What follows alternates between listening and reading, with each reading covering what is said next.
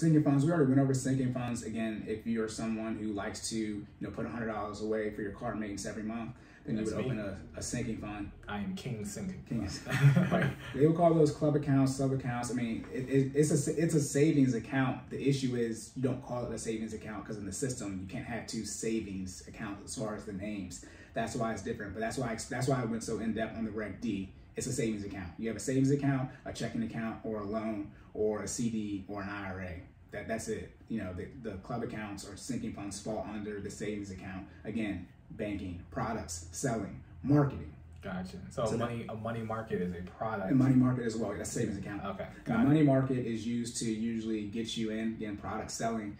We got a higher interest rate than the savings account, but you usually, as a higher threshold, you have to have $2,500 at least in there to get that higher interest rate that they offer. And if it's less than $2,500, then you're back to whatever the savings interest rate is. Checking account interest rate is usually the lowest. Money market, real quick, you can get checks for your money market. Again, checks though, that would be considered for a money market part of your Reg D. So you can only write 6 checks a month if you're going to use that. And then included with your transfers, obviously, as well. So all inclusive. So if you do have checks for a money market, I wouldn't, again, it's depend on the older people, that's how they manage their money. But if you have, a money market account and you have checks for it, just transfer the money to your check and then write a check. That's why I call it the checking account. Right. It's in the name, guys. Some stuff they did good on. Okay. All right. So then I did savings accounts, checking accounts, right? Opening those. Now we're going to get to IRAs. I would not recommend you open up an IRA at a bank. That's usually because you don't have access to the entire stock market, so your returns are trash. Again, I understand people trying to get started with investing. No, we're not going to catch up black people. We have to invest the real way. Just start investing for real. Vanguard, Fidelity, E-Trade, Charles Schwab. Get a real one.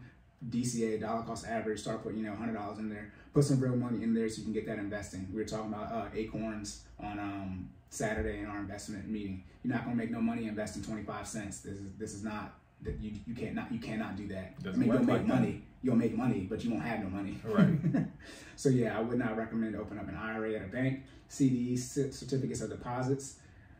They don't give you no money either. Yeah. The way CDs work, essentially they're saying, hey, we're gonna give you 2% if you leave this money in here for a certain time length. It can be 1 year, 2 year, 3 year, 4, 5, whatever.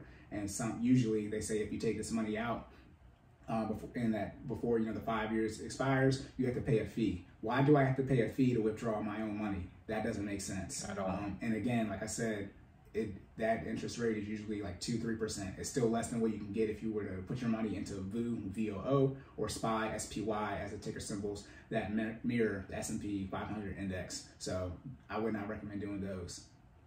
I look like you were about to say something. No. Okay, I was making sure.